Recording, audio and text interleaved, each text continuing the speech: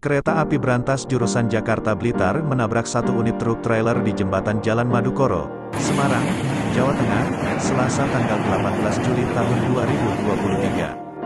2023. Informasi diterima, peristiwa terjadi sekitar pukul 19.15 waktu Indonesia Barat. Akibat peristiwa tersebut api berkobar yang diduga berasal dari truk. Truk trailer yang tak membawa kontainer itu sampai terseret sekitar 50 meter dari lintasan. Belum diketahui apakah ada korban dalam insiden ini.